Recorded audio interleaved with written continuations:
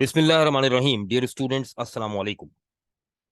जैसा कि हमारी फाउंडेशन की ABC तीनों की कंबाइंड क्लास है ये, और तीनों सेक्शंस की, और माशाल्लाह स्टूडेंट्स भी अच्छे खासे आ रहे हैं। अब हमने प्रीवियस क्लास में प्रपोजिशंस का सिलसिला शुरू किया था, और प्रपोजिशंस को पहले डिफाइन किया डिटेल में। तकरीबन 2 लेक्चर्स लगे हमें सिर्फ प्रपोजिशन को डिफाइन करने में। उसके बाद हमने prepositions as adverb particles start किए। सबसे पहले हमने ऑन किया एज प्रपोजिशन ऑफ टाइम, फिर ऑन के साथ onto as preposition of place.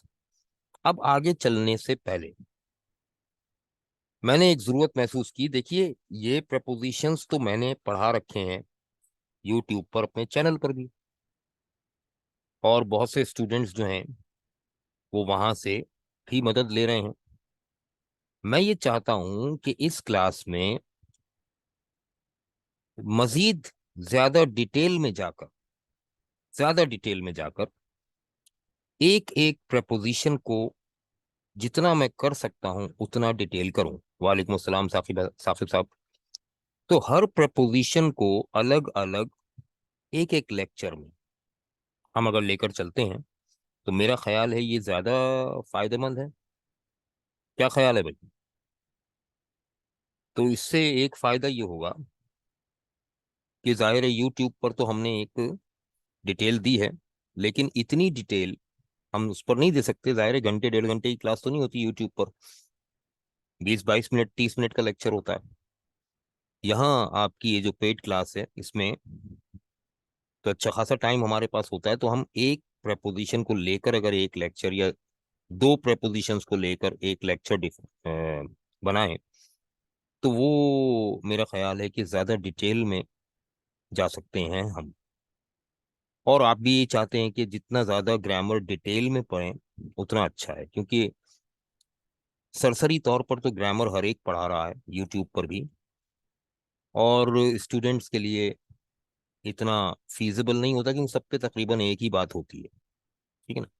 मैं ये चाहता हूं कि एक एक प्रपोजिशन को लेकर हम जितना डिटेल में जा सकते हैं चले जाएं, क्योंकि सवालात बहुत हैं। लेकिन कोर्स कंप्लीट हो जाएगा बेटा, कोर्स कंप्लीट तो कभी भी नहीं हो सकता।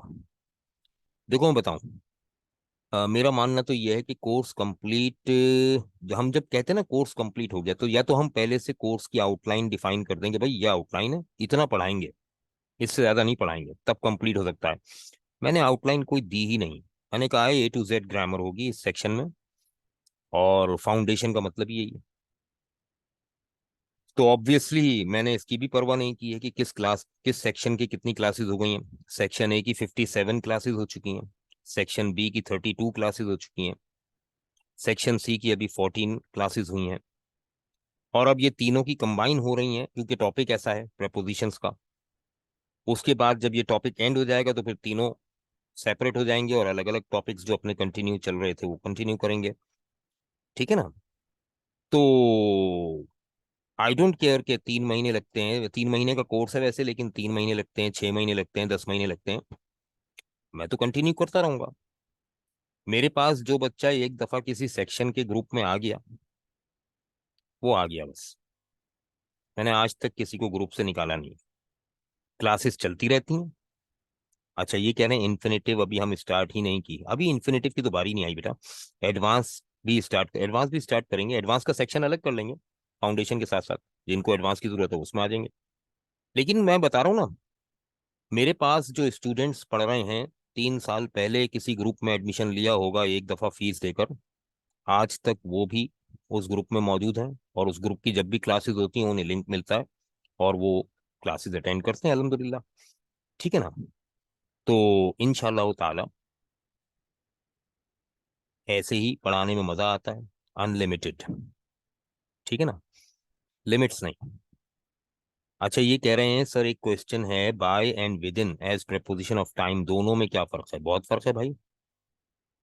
देखो, विद इन में you can not touch the final limit, by में you can touch the final limit. हैं दोनों लिमिट्स ऑफ टाइम। आप एज प्रपोजिशन ऑफ टाइम पूछ रहे हैं इसलिए बता रहा हूं। जैसे अगर बिजली का बिल पे करना है तो मैं कहूंगा you you should pay it by the due date. तो बाय द ड्यू डेट का मतलब है आप ड्यू डेट पर जाएंगे तो भी वो सबमिट हो जाएगा। लेकिन अगर मैं कह दूं कि you should pay it within the due date, तो इसका मतलब ड्यू डेट वाले दिन बिल एक्सेप्ट नहीं होगा या पेनल्टी लगेगी, उससे पहले पहले जमा कराना है। आई बात समझ में? ठीक है। ठीक है, विद इन और बाय। अच्छा, अब आप अलग अलग पूछ रहे हैं कि इन और बाय में क्या फर्क है, उसके बाद आप पूछेंगे बाय और विद में क्या फर्क है। तो अब ये सिलसिला अभी ना शुरू करें, ये क्वेश्चन आंसर की क्लास नहीं है। मैं एक प्रपोजिशन उठाऊंगा और फिर उसके ऊपर डिटेल में लेके जाऊंगा, अगर जो नेसेसरी थिंग्स पहले जो हो जाए तो बेस्ट है। हाँ देखो, हर एक की नेसेसरी थिंग्स अलग अलग है ना यार, अब मैं फरमाइशी प्रोग्राम तो नहीं करूंगा ना। हर एक की नेसेसरी थिंग्स अलग अलग है, तो मुझे एक सीक्वेंस में चलने देना, तो सब कुछ आएगा, सबको मिलेगा। ठीक। तो ऐसा नहीं हो सकता कि मैं एक स्टूडेंट की खातिर दूसरी चीज शुरू कर दूं और फिर दूसरे स्टूडेंट्स जो हैं वो कहें सर हमें तो जरूरत इस चीज की नहीं थी, इस चीज की थी। ठीक है ना, तो सीक्वेंस में एक तरतीब में चलेगा, एक सिस्टमैटिक वे में। राइट। अच्छा जी, आइए आज का प्रपोजिशन क्या है। आज मेरे पास सवालात बहुत आए, और ज्यादा सवालात आए एक प्रपोजिशन के बारे में, ओवर। मैंने ओवर कहीं यूट्यूब पर पढ़ाया था कि ओवर कहते हैं from one side to the other side having a height in between, तो ये एज प्रपोजिशन ऑफ प्लेस पढ़ाया था। अब उस ओवर को वो हर जगह अप्लाई कर रहे हैं। ठीक है ना, तो मैंने कहा भाई, जब एज प्रपोजिशन ऑफ प्लेस मैंने ये बताया था, तो सिर्फ प्लेस वाले सेंटेंसेस में ही देखिए इसे। एज प्रपोजिशन ऑफ टाइम मैंने ओवर अलग पढ़ाया हुआ है, एज इसी तरह से फिगरेटिव सेंस में ओवर अलग पढ़ाया हुआ है मैंने। तो कंफ्यूजन क्या थी? अगर प्लेस का कॉन्सेप्ट है तो प्लेस पे ही अप्लाई होगा ना यार, उसे किसी दूसरे सेंटर ईडियम्स वगैरह में अप्लाई करके और फिर ये कहना कि ये तो गलत है, नहीं। डोमेन चेंज कर रहे हैं ना आप डोमेन चेंज कर रहे हैं। मैंने कहा है ओवर की ये डेफिनेशन सिर्फ एज प्रेपोजिशन ऑफ टाइम है, sorry as preposition of place है। तो अब इसे दूसरी जगह कहीं और, जहाँ टाइम की बात हो रही है, जहाँ इडियोमेटिक एक्सप्रेशन है, जहाँ कुछ और बात हो रही है, वहां अप्लाई कर देने से क्या होगा? ऑब्वियसली वो अप्लाई नहीं होगी और आप कहेंगे गलत पढ़ाया सर ने। ठीक है ना, तो इसलिए मैंने जरूरी समझा कि मैं एक प्रपोजिशन ले लूं ओवर, उस पर पूरा लेक्चर दे दूं, अगला लेक्चर किसी और प्रपोजिशन पे दे देंगे, उसका अगला लेक्चर किसी और एक या दो प्रपोजिशन या दो प्रपोजिशन का कंपैरिजन लेकर हम चलेंगे। सही है भाई, सब एग्री है इस पर? किसी को एतराज तो नहीं है? 100% सही है। चलें। हाँ जी। ओके, स्टाइलिश बाबू चौहान ने कह दिया या, स्टाइलिश बंदा है भाई। अग्रीड, चलें जनाब स्टार्ट करते हैं। मैं स्क्रीन शेयर कर रहा हूँ। ठीक है, और एक एक एस्पेक्ट हम देखेंगे ओवर का। ठीक है, ये लीजिए, ये आपके लिए मेहनत की है मैंने।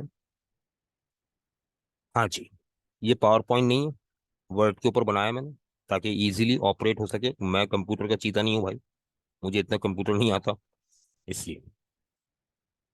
और इस वक्त मेरा कोई असिस्टेंट भी नहीं है रमजान में।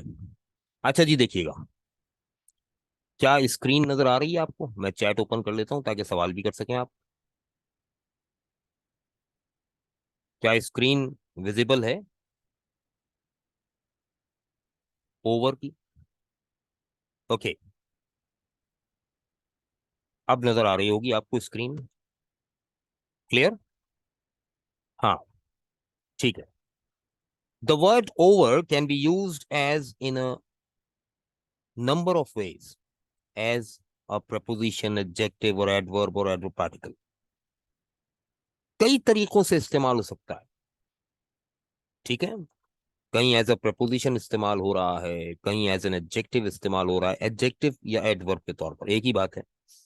प्रपोजिशन जब इस्तेमाल होता है ना तो एडजेक्टिव या एडवर्ब के तौर पर इस्तेमाल होता है तो एक ही बात होती है, या एडवर्ब पार्टिकल के तौर पर।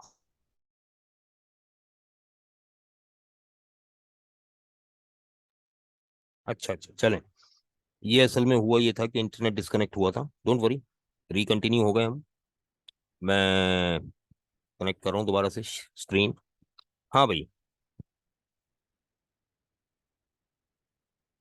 चैट ओपन कर ली है मैंने।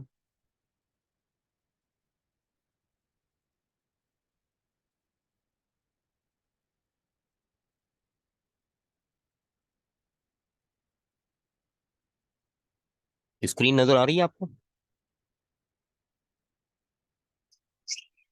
यार, कोई छोटा सा मसला है आपके साथ शेयर करना है, डिस्कस करना है, आपको मशवरा देना चाहिए।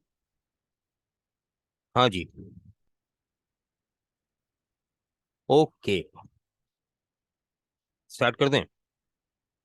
बताइएगा। तो प्रपोजिशन के तौर पर, एडवर्ब पार्टिकल के तौर पर, एडवर्ब के तौर पर कई तरीके से इस्तेमाल हो सकता है। बहरहाल हम तो अलग अलग हर एस्पेक्ट में देख रहे हैं।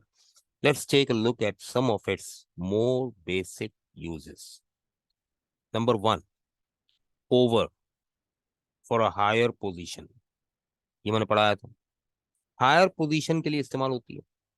जैसे अबव और हायर देन समथिंग एल्स, किसी भी चीज से ऊपर, हाइट पर। Sometimes when one thing covers the other. अब ये समझिए कि एक चीज है, उसको दूसरी चीज कवर कर रही है। जैसे the plane flew over the city, तो मैंने बताया था ना, it goes from one side to the other side having a height in between. तो the plane flew over the city, तो जहाज जो है वो शहर के ऊपर से गुजरा है। तो अगर आप गौर करें तो जहाज की movement from one side to the other side होगी, and having a height in between होगी। तो ऑब्वियसली ओवर होगा। ये तो मैं यूज करवा चुका हूं आपको, ठीक है? इसमें कोई कंफ्यूजन? अच्छा, मैं इसको और कर दूं, यहाँ पर ब्रैकेट लगाकर ऐड कर देता हूँ। ये क्या आ गया? हम्म, एक तो, हाँ, from one side to the other side having a height in between. ये वही वाली बात आ गई ना। अच्छा, दूसरा कॉन्सेप्ट जो है ओवर का, वो क्या है? एज अ प्रपोजिशन इस्तेमाल है। Over is used when crossing from one side to the other side. Crossing, usually when going up and then down, like. अच्छा, गोइंग अप एंड डाउन, देखो ये ध्यान में रखना, ये वर्ड्स बड़े कीमती हैं। She drove her car over the हिल। तो ओवर द हिल का मतलब इधर से पहाड़ पे चढ़े और उधर से उतरे। तो यही मैंने पढ़ाया था यूट्यूब पर भी, कि from one side to the other side having a height in between. What the idea? यहां तक कोई कंफ्यूजन, कोई सवाल, कोई क्वेश्चन? हाँ जी। मैंने एग्जांपल दी थी वहां, over the fence, over the wall. तो इसीलिए था कि from one side to the other side having height in between. एक क्रॉस भी कह सकते हैं आप इसको, लेकिन एक क्रॉस के मीनिंग में और ओवर की मीनिंग में थोड़ा सा फर्क ये है कि एक क्रॉस जो है वो टू डायमेंशन में होती है, स्ट्रेट लाइन में। ओवर जो है वो अप एंड डाउन, ये फर्क। तो मैंने अगर यहाँ एक्रॉस का वर्ड इस्तेमाल किया तो इसका ये मतलब नहीं कि ओवर जो है वो एक्रॉस की जगह इस्तेमाल हो सकती है, ऐसा नहीं है। तो फर्क मैंने यही बताया है कि अप एंड डाउन है ना, यहाँ पे हाइट है बिटवीन में, तो ओवर आएगा। ओवर एज मोर देन, अब ये प्लेस नहीं है, ये क्या है? क्वांटिटी है। ओवर का मतलब होता है more than, crossing the limit, right? Like the repairs to my car will cost over $1,000। मेरी कार की मरम्मत जो है उसमें $1,000 से ऊपर, $1,000 से ज्यादा लग जाएंगे, मोर देन $1,000। तो मोर देन की जगह यहां पर यूज हुआ है ओवर, ठीक है? तो when you are going across the limit, when you are crossing the limit of something, that is over। आमतौर पर अगर मैं कहता हूं भाई ज्यादा ओवर होने की जरूरत नहीं, it means you are crossing your limit. Over acting कर रहा है तो इसका मतलब एक्टिंग की जो लिमिट्स है उसको क्रॉस कर रहा है, ठीक है ना? ओवर एज हो गया है, इसका मतलब एज की जो लिमिट मुकर्रर की गई है उसको वो क्रॉस कर चुका है। सिमिलरली यहाँ कार रिपेयर के लिए मैंने $1,000 सोचा था, लेकिन वो ओवर $1,000 है, इसका मतलब that is crossing the limit. बात समझ में आ गई? आगे चलें।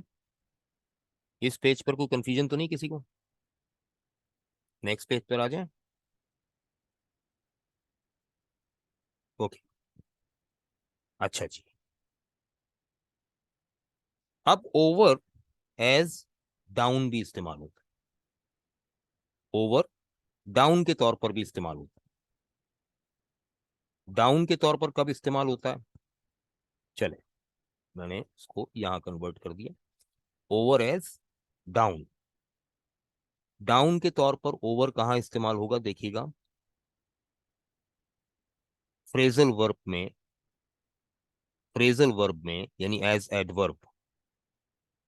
ठीक है, जब फ्रेजल वर्ब में प्रपोजिशन इस्तेमाल होता है तो इसका मतलब होता है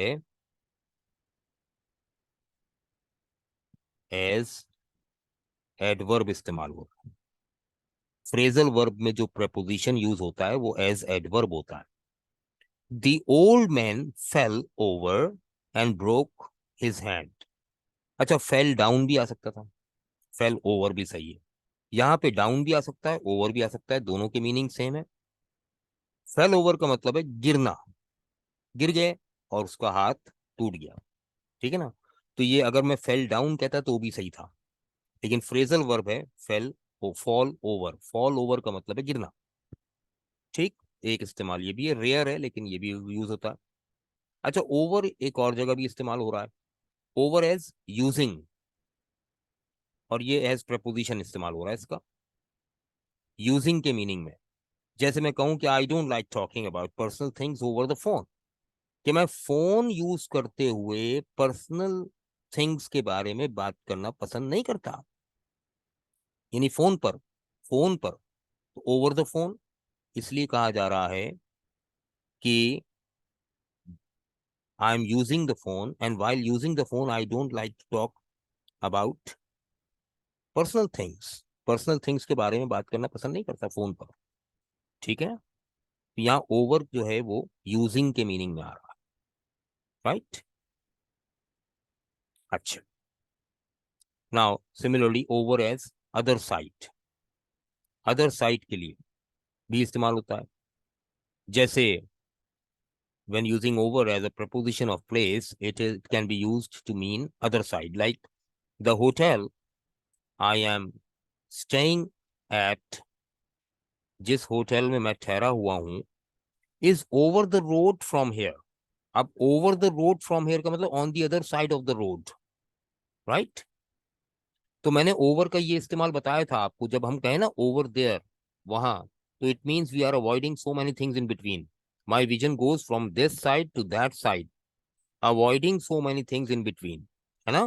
तो जब एक जगह से दूसरी जगह देख रहे हैं आप और दरमियान की सारी चीजों को अवॉइड करके, तो it means your vision goes in projectile, that's why here we use over. ठीक है, अगर स्ट्रेट लाइन में हम देख रहे होंगे, एक क्रॉस द रोड कह सकते हैं, लेकिन ओवर द रोड कहने का मतलब ये है कि दरमियान में और बहुत सारी चीजें भी हैं जो हमने अवॉइड की हैं और डायरेक्ट उस पॉइंट को पिन किया है या पॉइंट आउट किया है उस जगह को, जो कि रोड के दूसरी जानिब है। ठीक है, तो staying at is over the road from here, यहां से सड़क के दूसरी जानिब है। तो मेरा हाथ भी देखें ऐसे ही चल रहा ना प्रोजेक्टाइल में, तो ये नेचुरल है कि आप यहाँ ओवर इस्तेमाल करते हैं। ठीक है, similarly the other use is as during, कोई काम कर रहे हैं या कोई मुद्दत है, कोई टाइम लिमिट है, अब उसके दौरान अगर कुछ हो रहा है, ठीक है ना, जैसे ये ड्यूरेशन हम किसे कहते हैं, स्टार्टिंग पॉइंट एंड पॉइंट, इसके दरमियान किसे कहते हैं, duration. I read the report over the weekend, I read the report, मैं ये रिपोर्ट पढ़ूंगा, ओवर द वीकेंड मीन्स पूरे हफ्ते में। तो ओवर द वीकेंड का मतलब now the week starts and when the week ends, by then I will read it. तो from start up to the end, ये आ गया ड्यूरेशन। तो ड्यूरिंग के मीनिंग में भी इस्तेमाल होता है, during something, during the week, during the weekend, during the month, है ना। तो ड्यूरिंग की जगह आप ओवर यूज कर सकते हैं। यहां तक कोई प्रॉब्लम भाई?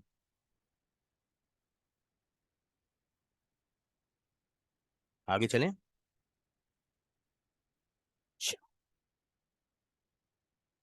नेक्स्ट पेज पे आ जाते हैं। क्लियर है? Very good. बस क्लियर होता जाए तो बताते जाइएगा ताकि मैं आगे बढ़ूं। ओवर एज कंट्रोल, किसी चीज पे कंट्रोल किया जाए, that comes over. Like the government keeps control over what is reported in newspapers. अखबारों में जो कुछ रिपोर्ट किया जाता है उस पर गवर्नमेंट कंट्रोल रखती है, काबू रखती है, अपना असर रखती है। तो यहाँ कंट्रोल ओवर, तो कंट्रोल ओवर जो है क्यों आया है? कंट्रोल ऑन नहीं आएगा, कंट्रोल ओवर आएगा। ठीक है, ये तो कंट्रोल के साथ ओवर का इस्तेमाल है। ठीक है भाई। ओवर एज कनेक्टेड विद, अब दो चीजें कनेक्टेड है ना आपस में, राइट। तो over is used when referring to a cause of interest और डिस्कशन। जैसे कहा जाए, there was a lot of discussion over who should get the job. There was a lot of discussion over this topic. किसी मौजू पर discussion हो रही है तो भी हम ओवर कहेंगे, because that topic covers the discussion, या that discussion covers the topic. Fixed proposition कहते हैं, हाँ फिक्स्ड कह सकते हैं इसको हम। ऊपर कंट्रोल वाले को फिक्स कह सकते हैं आप। तो डिस्कशन ओवर है, ठीक है। मीटिंग है, there was a lot of meetings over the problem, है ना। तो इस प्रॉब्लम को उस मीटिंग ने कवर किया है, तो ये भी ओवर के मीनिंग में इस्तेमाल होगा। अच्छा, over is as extra. Extra से क्या मुराद? कोई चीज एक्स्ट्रा है आपके पास, पैसे हैं या कोई खाने की चीज है या कोई भी चीज अगर एक्स्ट्रा है तो आप उसे कह सकते हैं it's over. Like, do you have any money left over from your trip to New York? ठीक है ना, तुम्हारे न्यूयॉर्क के ट्रिप से कुछ बचा है, कुछ पैसे, तो लेफ्ट ओवर। यहाँ ओवर क्यों आया है? क्योंकि हम सरप्लस या एक्स्ट्रा क्वांटिटी की बात कर रहे हैं। और किसी वर्ब के साथ भी आप लगा सकते हैं ओवर जब एक्स्ट्रा क्वांटिटी की बात कर रहे हैं। ठीक है ना, राइट। क्वांटिटी के बारे में भी बात करें, जैसे मिसाल के तौर पर अगर एक महफिल में 100 आदमी बुलाए गए थे लेकिन 100 से ज्यादा हैं, तो आप कह सकते हैं कि they are over 100 people. There are over 100 people present in the hall. तो यहाँ ओवर के क्या कह रहा है? Extra, surplus. ठीक है। इसी तरह से ओवर एज फिनिश्ड। लाइक, अगर आप वीडियो गेम खेलते हो तो आपको पता होगा जब वीडियो गेम फिनिश हो जाता है तो लिखा हुआ आता है गेम इज ओवर। तो गेम ओवर का मतलब क्या है? Game is finished. Now if you keep playing, you are going out of the limit और you are crossing the limit. Basic concept वही है जो मैंने शुरू में दिया था ना। तो यहां पर एज एडजेक्टिव इस्तेमाल है इसका ओवर का ना। What time will the game be over? Game कब खत्म होगा? तो आप कह सकते हैं what time will the game finish. लेकिन यहाँ ओवर क्यों इस्तेमाल किया आपने? क्यों? ओवर के मीनिंग वही हैं जो फिनिश्ड के, एज एडजेक्टिव। क्लियर? अच्छा जी, इसके बाद है over as again. Over as again, over जब अगेन के तौर पर इस्तेमाल होता है तो देखिए एज एन एडवर्ब, यहाँ आर्टिकल की मिस्टेक हो गई है मुझसे। चल, as an adverb over can mean again और रिपीटेडली। यानी अगर ओवर इस्तेमाल होगा अगेन या रिपीटेडली के मीनिंग में तो ये एज एडवर्ब होगा। Like, I burnt the dinner, मैंने डिनर जला दिया। अच्छा, यहाँ वैसे यूज होता है overdone, I over did the dinner, है ना। तो अब बर्न्ट आ गया, ठीक है, वो भी सही है, ज्यादा जल गया होगा।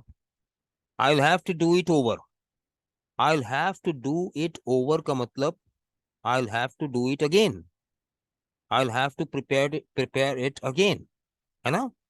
तो यहाँ अगेन कहने के बजाय ओवर कहा जा रहा है, तो आम गुफ्तगू में ओवर का मतलब अगेन या रिपीटेडली भी। आप 2 मरतबा ओवर इस्तेमाल करते हैं, ओवर एंड ओवर, तो उसका मतलब भी ये होता है कि बार बार। Why are you repeating your words over and over, है ना, बार बार क्यों रिपीट कर रहे हो भाई अपने अल्फाज। तो ओवर एंड ओवर इस्तेमाल होता है।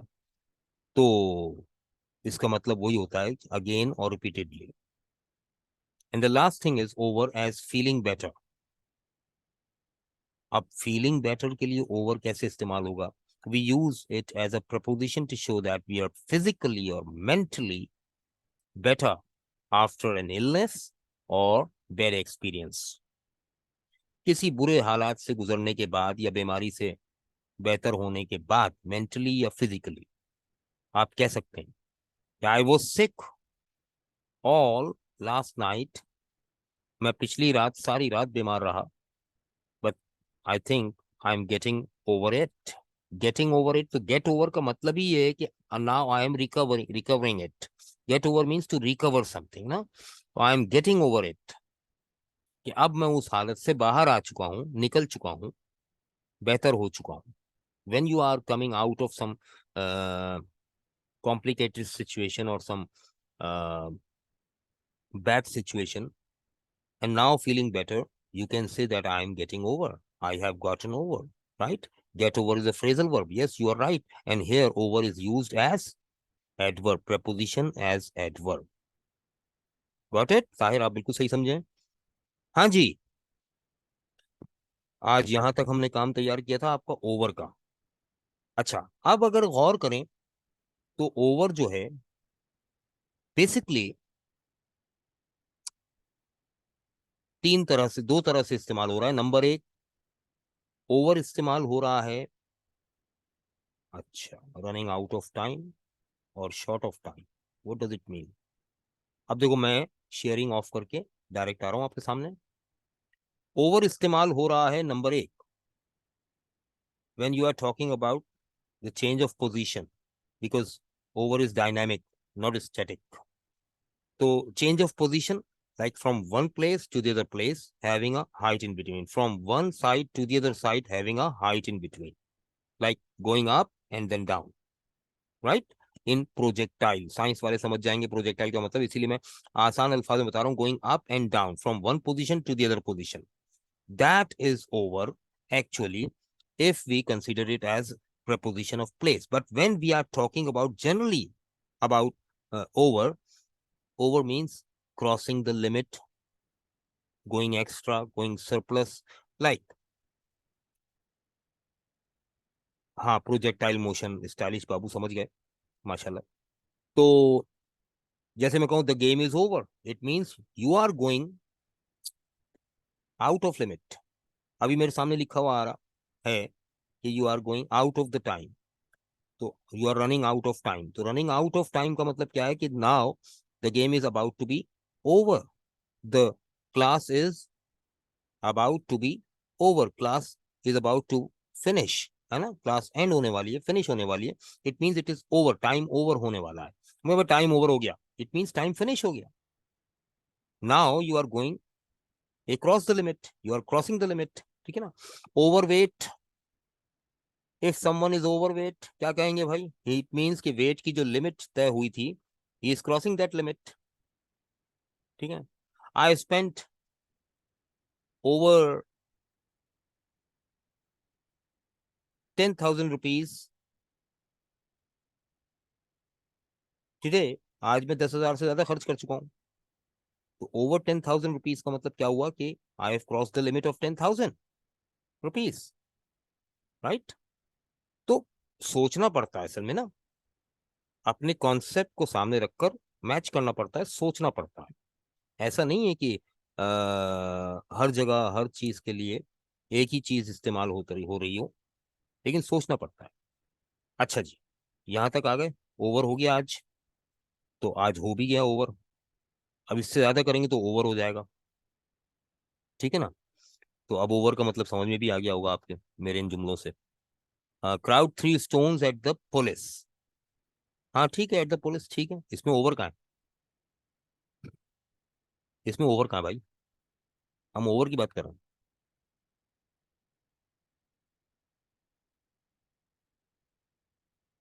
जल्दी बताओ। अब सवाल किया तो डिटेल भी बताओ ना सवाल की। सवाल समझाओ पहले मुझे।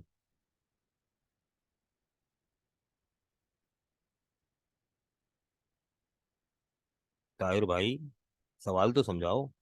Eight can be used as direction, हाँ बिल्कुल हो सकता है। यस,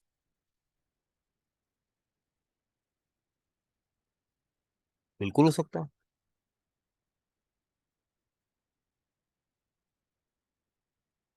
भाई पॉइंट एट भी तो कहते हैं ना, point at, pointing at something, it shows the direction, particular direction.